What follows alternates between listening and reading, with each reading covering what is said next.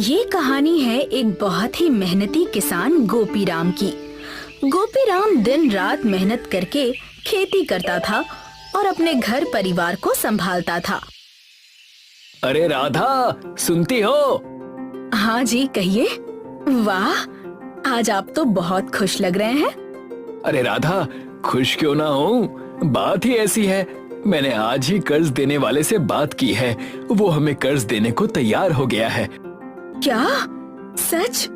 हाँ, और हमारे गांव में शहर से आया जो नया ठेकेदार है ना, मैंने उससे भी घर बनाने की बात कर ली है। क्या उस शहर वाले ठेकेदार से? हाँ, पर ये क्या, तुम्हारे चेहरे पर निराशा क्यों? जी, मैंने गांव में सुना है कि वो ठेकेदार झूठा है। शहर में बहुत लोगों को उसने फंसाया है, इसलिए तो वो कई महीनों से गांव में छिप कर रह रहा है। अरे राधा, तुम भी ना किसी की भी बातों पर विश्वास कर लेती हो। इन गांव वालों ने तो कभी भी उससे ठीक से बात तक तो की नहीं और उसके बारे में अफवाहें फैला रहे हैं। तुम मुझ पर भरोसा रखो, मैंने उससे बात की है, वो तो मुझे बहुत अनुभवी और मेहनती लगा। अगर आपको सब कुछ ठीक लग रहा है तो कोई बात नहीं जी। हाँ, अब देखना, जल्दी ही हमारे सपनों का घर बन जाएगा और वो इस गांव का सबसे बड़ा घर होगा। आखिरकार आपकी मेहनत रंग लाई। हे भगवान, तेरा लाख लाख शुक्र है। घर बनाने की बात सुनकर राधा बहुत खुश हुई। देखते ही देखते गोपीराम और राधा का घर बनना शुरू हो गया। शहर से आए ठेकेदार ने गोपीराम से पैसे लेकर कुछ ही महीनों में एक बड़ा आलीशान घर खड़ा कर दिया। वाह, ये तो कमाल है, कितना सुंदर घर है। ठेकेदार साहब, आपका बहुत बहुत धन्यवाद। अरे रहने दो गोपीराम, लोगों के सपनों का घर बनाना तो मेरी जिम्मेदारी है। जी, बिल्कुल सही कहा आपने। चलिए, अब मजाक बहुत हुआ, जल्दी से मेरे बाकी के पैसे दे दीजिए, मुझे कल ही शहर लौटना है। जी जरूर। गोपीराम ने ठेकेदार को उसके सारे बचे हुए पैसे दे दिए। फिर वो अपनी पत्नी राधा के साथ नए घर में रहने लगा। अब वो रोज खेतों में मेहनत करता और शाम को घर लौटकर आराम करता। लेकिन गोपीराम और राधा की ये खुशी ज्यादा दिनों तक टिक नहीं सकी। एक दिन गांव में जोरदार बेमौसम बारिश होने लगी। अरे ये क्या, बारिश, वो भी इतनी तेज, और ये छत से पानी टपक रहा है। सुनिए जी। क्या हुआ? देखिए, छत से कितनी तेजी से पानी टपक रहा है। हे भगवान, ये क्या, नए घर में ये पानी कहाँ से टपकने लगा? तभी तेज बिजली कड़कने लगी और उनके घर की पिछली दीवार टूटकर गिर गई। अरे ये क्या, दीवार तो गिर गई। इसका मतलब तुमने जो कहा था वो सच था।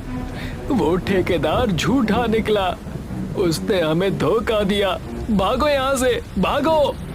गोपीराम और राधा घर से बाहर निकल आए और उनके सामने ही उनका पूरा घर ढह गया।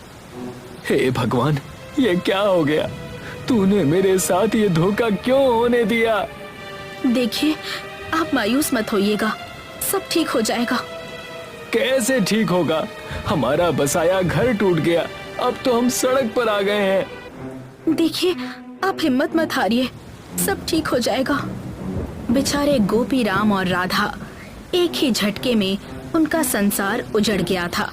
अब वे गांव के मंदिर में रहने लगे। उनके साथ जो घटना घटी, उसकी चर्चा गांव भर में फैल गई और लोग गोपीराम का मजाक उड़ाने लगे। अरे, कहाँ जा रहे हो? मैं घर? क्या क्या कहा तुमने? घर जा रहे हो? लेकिन तुम्हारा तो वो सपनों का घर बेमौसम बारिश में बह गया, तो अब कौन से घर जा रहे हो? देखो, मैं मानता हूँ कि अभी मेरे पास घर नहीं है, लेकिन इस तरह मेरे जख्मों पर नमक छिड़कना तुम्हें शोभा नहीं देता। अरे छोड़ो, हमें मत सिखाओ कि सही क्या है और गलत क्या।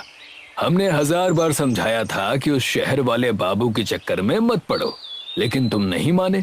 अब भुगतो, जाओ, रहो अपने नए घर में। बेचारा गोपीराम, उसके साथ हुए धोखे के लिए मदद करने के बजाय लोग उसे ही ताने मारने लगे, जिससे वो और भी निराश होता गया।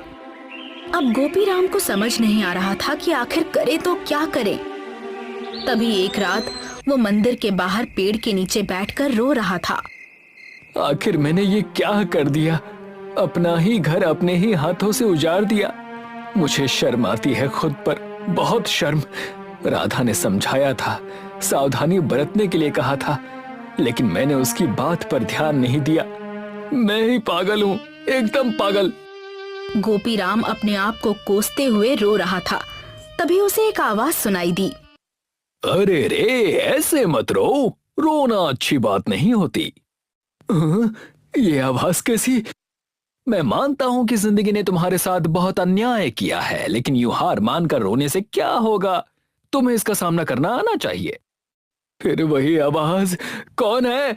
देखो, तुम जो कोई भी हो, मेरे सामने आओ। अब और मजाक नहीं, मैं अब किसी के जाल में फंसने वाला नहीं हूं। हाँ, इसीलिए सामने आओ। ये कोई जाल नहीं है तुम्हें फंसाने की, बल्कि मैं तो तुम्हारी मदद करना चाहता हूं।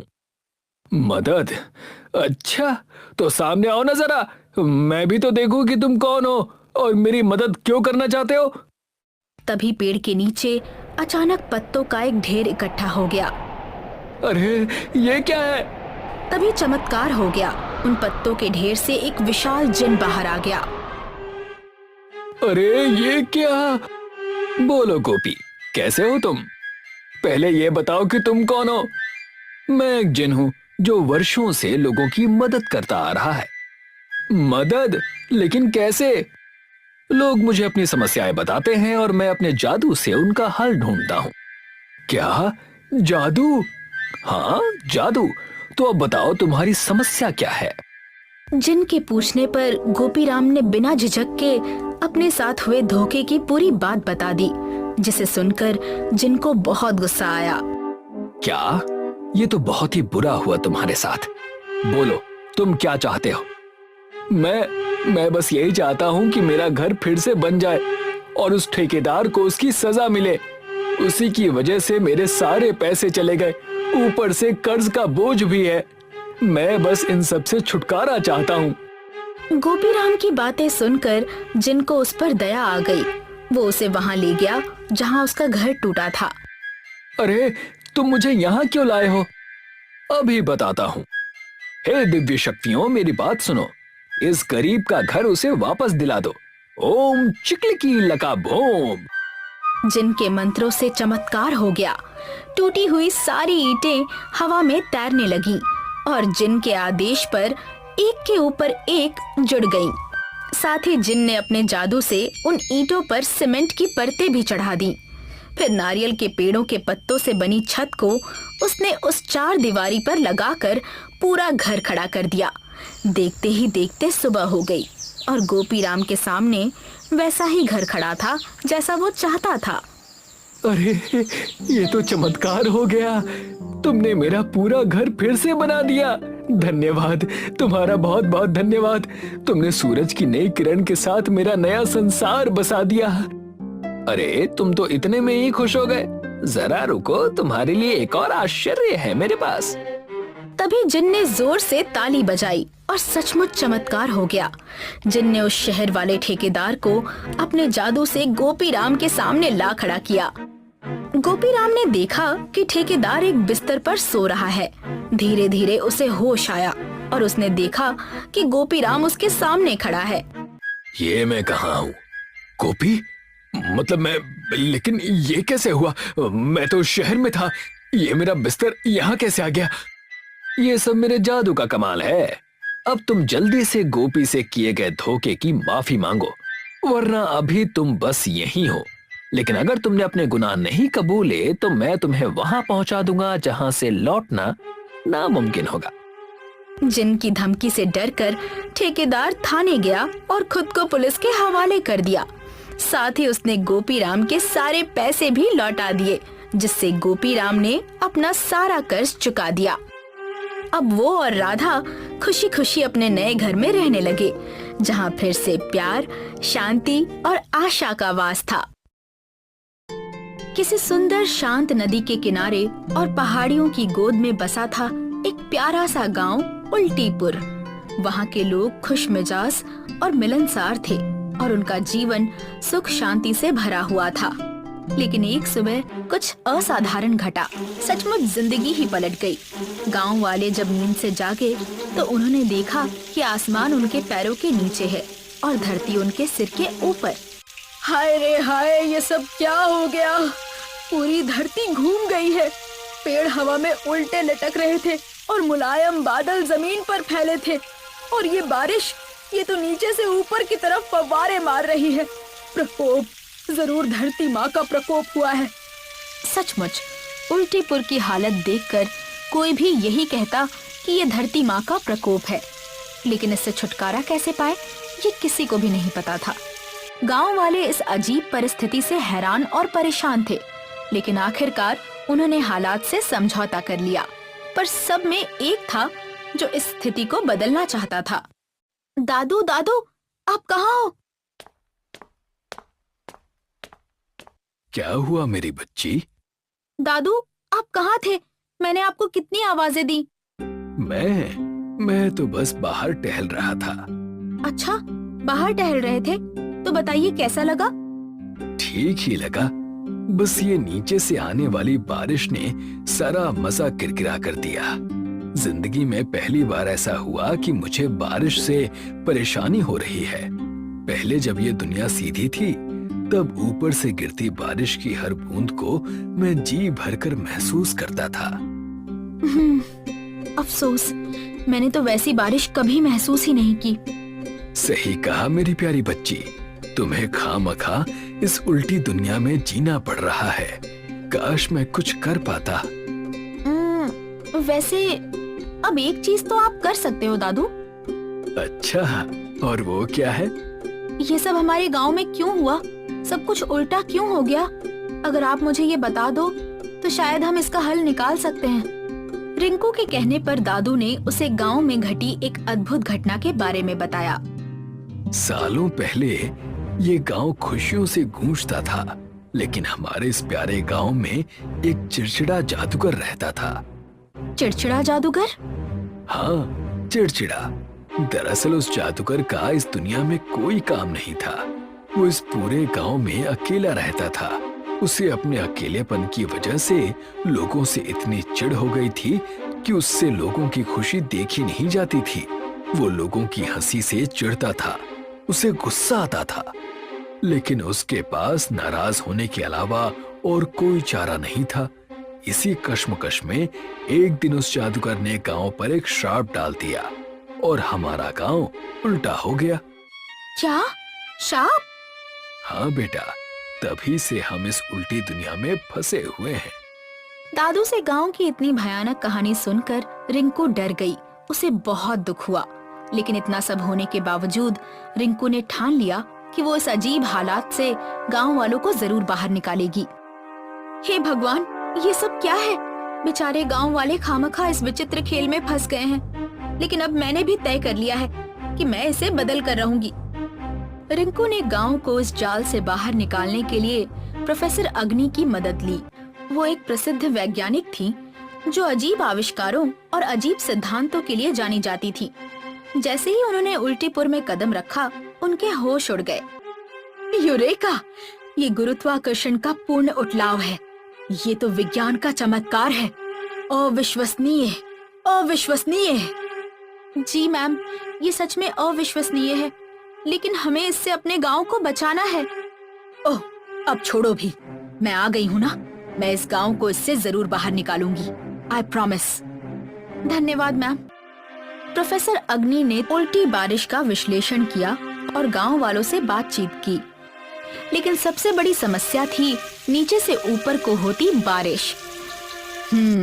समस्या तो बड़ी है। जांच के दौरान प्रोफेसर अग्नि और रिंकू ने साथ मिलकर गांव की लाइब्रेरी में पुराने ग्रंथ, स्क्रोल्स और श्लोक पढ़े।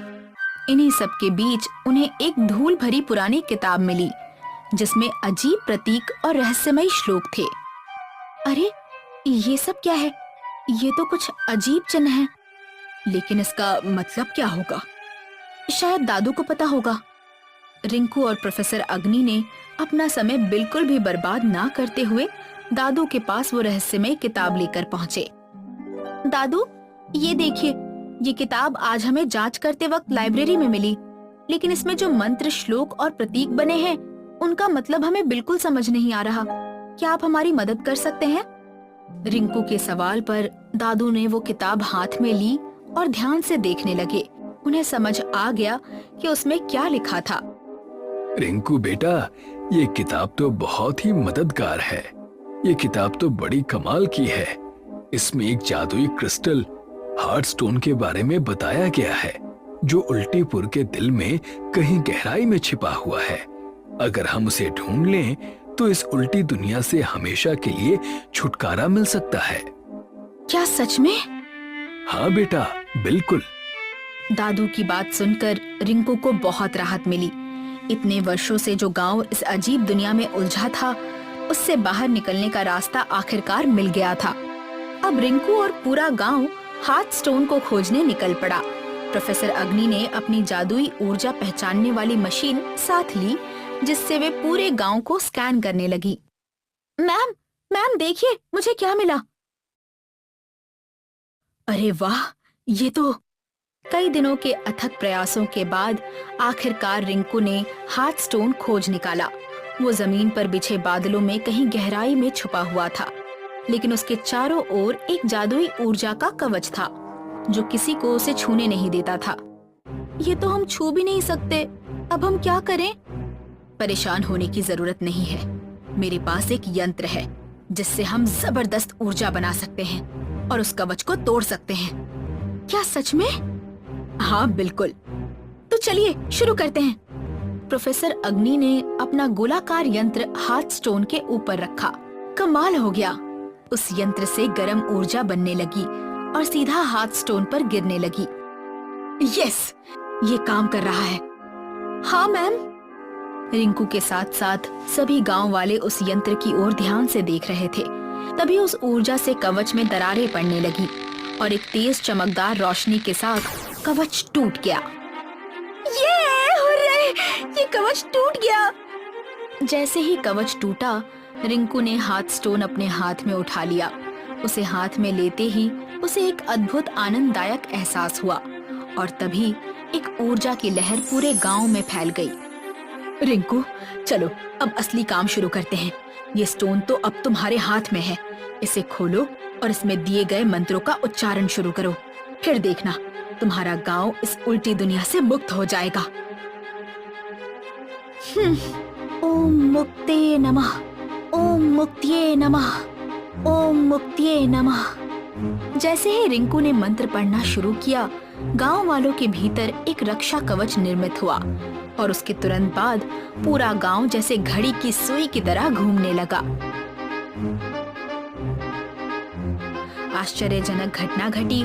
जमीन अपनी जगह पर आ गई, आसमान ऊपर चला गया और सब कुछ पहले जैसा हो गया। हमने कर दिखाया, हमने कर दिखाया। हमारा गांव मुक्त हो गया। दादू, हमारा गांव मुक्त हो गया। हाँ बेटा, हाँ मेरी बच्ची, तुमने सच में कर दिखाया। सच्ची एकता, साहस और मुस्कान किसी भी मुसीबत को हराने के लिए सबसे बड़ा हथियार है। जब हम साथ हंसते हैं, तब हम साथ बढ़ते हैं